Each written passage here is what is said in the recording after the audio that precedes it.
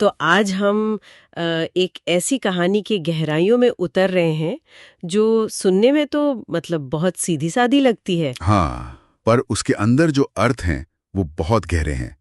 कहानी का शीर्षक है the mother's vigil and the divine child, या जैसे हम सब इसे जानते हैं, बुढ़िया माई का प्रेम। वही जिसने भगवान को भी झुका दिया। बिल्कुल। और हमारा मकसद सिर्फ इस कहानी को दोहराना नहीं है, हम ये समझने की कोशिश करेंगे कि एक अकेली साधनहीन बूढ़ी औरत का जो निस्वार्थ प्रेम था वो बड़े बड़े ज्ञानियों की तपस्या पर कैसे भारी पड़ गया। सही कहा। ये सिर्फ भक्ति की कहानी नहीं है, बल्कि एक तरह से मनोविज्ञान की भी कहानी है। हाँ, कि कैसे जीवन में एक उद्देश्य मिल जाने से इंसान की पूरी दुनिया बदल सकती है। और कहानी में एक ऐसा मोड़ भी है जहां भगवान खुद प्रकट होते हैं, लेकिन वो बूढ़ी माँ वो उन्हें पहचान ही नहीं पाती। ये बात मुझे बहुत बहुत दिलचस्प लगती है। हाँ, ये सबसे आकर्षक हिस्सा है। चलिए इसी अनोखे सफर की परतों को खोलते हैं। जरूर। तो शुरुआत होती है एक गांव से और एक बुढ़िया माई से, जो अपने जीवन के शायद सबसे कठिन दौर से गुजार रही हैं। हाँ, कहानी की शुरुआत में ही हमें उनके अकेलेपन का एहसास होता है। वो बिल्कुल अकेली हैं, मतलब ना कोई बेटा ना बेटी, कोई नहीं। स्रोत में एक पंक्ति है, कभी कभी जीवन में अकेलापन हमें अंदर से तोड़ देता है, और उनकी हालत कुछ कुछ वैसी ही थी। देखिए, ये तो एक हर इंसान की पीड़ा है ना। जब जीवन में कोई उद्देश्य नहीं रहता तो वो खालीपन हावी हो जाता है। पर माई की एक खासियत थी, उनकी आस्था। हाँ, उनकी भगवान में आस्था बहुत गहरी थी। वो बस उसी के सहारे अपना जीवन काट रही थीं। और फिर उनकी जिंदगी में कोई आता है। हाँ, एक दिन उनके गांव में एक साधु आते हैं और माई उनकी सेवा में कोई कसर नहीं छोड़ती, बिल्कुल अपने बेटे की तरह। उनका ध्यान रखती हैं, उन्हें खाना खिलाती हैं। बिल्कुल। और जब साधु जाने लगते हैं तो माई का दर्द वो आंसुओं में बह निकलता है। वो रोते हुए उनसे अपने अकेलेपन को दूर करने का आशीर्वाद मांगती हैं। और यहाँ पर साधु का जो जवाब है वो बहुत महत्वपूर्ण है। उन्होंने कोई लंबा चौड़ा उपदेश नहीं दिया, कोई मंत्र नहीं बताया, नहीं। उन्होंने एक व्यवहारिक, एक साइकोलॉजिकल समाधान दिया। उन्होंने अपनी झोली से बाल गोपाल की एक सुंदर सी मूर्ति निकाली और कहा, माई, अब तू अकेली नहीं है, ये तेरा लाल है, इसे अपने बच्चे की तरह पालना। ये कमाल की बात है। उन्होंने उन्हें कोई धार्मिक कर्मकांड नहीं दिया, एक रिश्ता दिया, एक जिम्मेदारी दी। वो सिर्फ पत्थर की मूर्ति नहीं थी, वो माई के खाली जीवन को भरने का एक उद्देश्य था, एक नई पहचान थी, माँ की पहचान। और बस यहीं से माई का पूरा जीवन पूरी तरह से बदल जाता है। और क्या बदलता है? अब वो अकेली नहीं थी, वो एक माँ थी। इस स्रोत में इसका वर्णन बहुत ही सुंदर है। वो उस मूर्ति को सच में अपना बेटा मान लेती हैं। उसे नहलाना, नए कपड़े पहनाना, अपने हाथों से भोग लगाना और रात में गोद में लेकर लोरी गाकर सुलाना, ये उनकी दिनचर्या बन गया। उनका वो अकेलापन, वो दुख जैसे भाप बनकर उड़ गया। बिल्कुल। यहाँ हम भक्ति के एक बहुत ही खास स्वरूप को देखते हैं, जिसे शास्त्रों में निष्काम भक्ति कहा गया है। निष्काम भक्ति, अच्छा, इसे थोड़ा और समझाएंगे? हाँ, देखिए, एक होती है सकाम भक्ति। सकाम मतलब जब हम भगवान से कुछ मांगते हैं, जैसे अच्छी नौकरी या सेहत। बिल्कुल, और उसमें कोई बुराई नहीं है, लेकिन वो एक तरह का लेन देन का रिश्ता है। हे प्रभु, मेरा ये काम कर दो, मैं ये चढ़ावा चढ़ाऊंगा। समझ गया। पर माई की भक्ति निष्काम थी। वो भगवान से कुछ मांग नहीं रही थी, वो तो बस दे रही थी अपना समय, अपनी ममता, अपना पूरा अस्तित्व। उनका प्रेम शर्तियां नहीं था, निस्वार्थ था, और इसीलिए स्रोत इसे भक्ति का शिखर मानता है। तो अब उनका जीवन एक माँ के तौर पर मतलब व्यवस्थित हो गया था, शांति और प्रेम से भरा हुआ।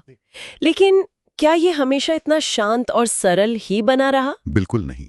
और यहीं से उनके विश्वास और प्रेम की असली परीक्षा शुरू होती है।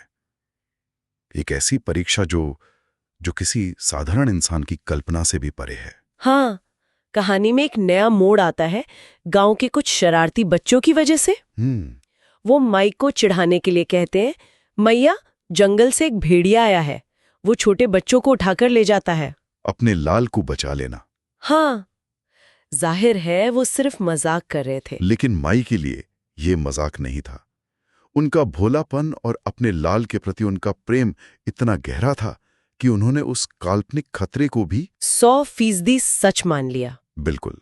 उनके लिए बाल गोपाल सिर्फ पत्थर नहीं थे, वो उनका जीता जागता बच्चा थे जिसकी जान खतरे में थी। और उनकी जो प्रतिक्रिया थी वो देखने लायक है।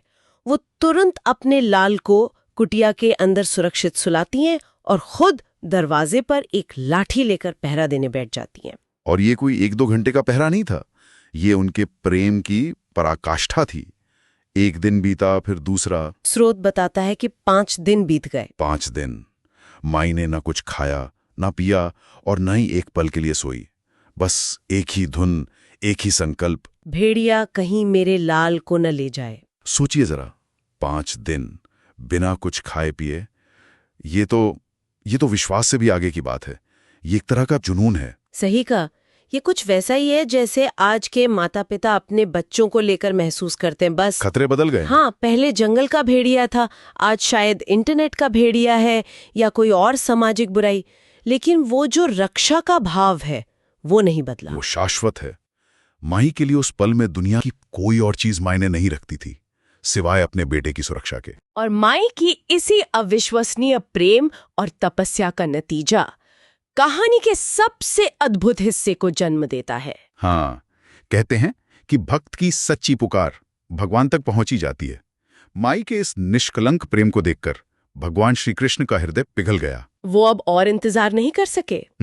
वो सुंदर वस्त्र और आभूषण पहनकर अपने दिव्य रूप में साक्षात माई के सामने प्रकट हो गए और उन्होंने बहुत ही प्यार से कहा, मैया, मैं हूं तेरा वही बाल गोपाल, अब तू मेरी गोद में विश्राम कर, तूने बहुत पहरा दे दिया। अब यहाँ जो हुआ वो इस कहानी का सबसे गहरा और चौंकाने वाला हिस्सा है। ये तो वो पल है जिसका कोई भी भक्त जीवन भर इंतजार करता है, भगवान के साक्षात दर्शन। लेकिन माई की प्रतिक्रिया बिल्कुल उल्टी थी। उन्होंने भगवान को पहचाना ही नहीं। उन्हें लगा कि कोई अजनबी चोर उनके बेटे को चुराने आया है। और उन्होंने गुस्से में अपनी लाठी उठाई और बोली, चल हट, मेरे लाल को लेने आया है क्या? बहुत देखे हैं तेरे जैसे, मैं अपने लाल के लिए तुझ जैसे हजारों को न्यौछावर कर दूं। ये समझना बहुत जरूरी है। ये अज्ञान नहीं है, ये उनके प्रेम की तीव्रता है। अच्छा। हाँ, उस क्षण में उनकी प्राथमिकता भगवान का दर्शन पाना नहीं थी, बल्कि अपने बेटे की रक्षा करना थी। उनकी भूमिका एक भक्त की नहीं थी, बल्कि एक माँ की थी। सही कहा। और एक माँ के लिए उसके बच्चे की सुरक्षा से बड़ा कोई धर्म नहीं होता। उनका कर्तव्य उनके लिए दर्शन से भी बड़ा हो गया था। मतलब उनका प्रेम इतना एकाग्र था कि उसने भगवान के ऐश्वर्य को भी ढक लिया। ये तो सच में अविश्वसनीय है। और भगवान इस पर नाराज नहीं हुए, वो मुस्कुराए। वो समझ गए कि ये क्रोध भी उसी निस्वार्थ प्रेम का एक रूप है। उन्होंने कहा, मैया, मैं त्रिलोकी नाथ हूं, तुझसे प्रसन्न हूं, जो चाहे वर मांग ले। मुझे जो बात सबसे ज्यादा हैरान करती है वो ये है कि जब उन्हें वरदान मांगने का मौका मिला, एक ऐसा मौका जिसके लिए ऋषि मुनि सदियों तक तपस्या करते हैं, तब भी उन्होंने अपने लिए कुछ नहीं मांगा। कुछ नहीं, न मोक्ष, न धन, न कोई और सुख। उनकी चिंता अब भी वही थी। उन्होंने कहा, अगर तुम सच में प्रसन्न हो तो बस यही वर दो कि मेरे लाल को कभी कोई भेड़िया न ले जाए। कमाल है। सोचिए, उनका प्रेम इतना शुद्ध है कि वरदान में भी वो अपने लिए नहीं, अपने बेटे की सुरक्षा मांग रही हैं। इस निस्वार्थ प्रेम ने तो भगवान को भी निःशब्द कर दिया होगा। बिल्कुल। भगवान इस प्रेम को देखकर भाव विभोर हो गए और उन्होंने माई के इस वरदान का सबसे उत्तम हल निकाला। उन्होंने कहा, क्या कहा उन्होंने? उन्होंने कहा, मैया, अब मैं तुझे और तेरे लाल को अपने धाम ले चलता हूँ, जहाँ कोई भेड़िया है ही नहीं। अरे वाह! उन्होंने सिर्फ भेड़िए से सुरक्षा नहीं दी, बल्कि भेड़िए के डर को ही हमेशा के लिए खत्म कर दिया। और इस तरह वो अपनी उस भोली भक्त को अपने साथ निज धाम ले गए। वाह! तो इस पूरी कहानी से जो मुख्य शिक्षा निकलती है वो यही है कि भगवान को पाने के लिए किसी जटिल ज्ञान या कठिन तपस्या की नहीं, बल्कि एक बच्चे जैसे सरल और सच्चे प्रेम की जरूरत है।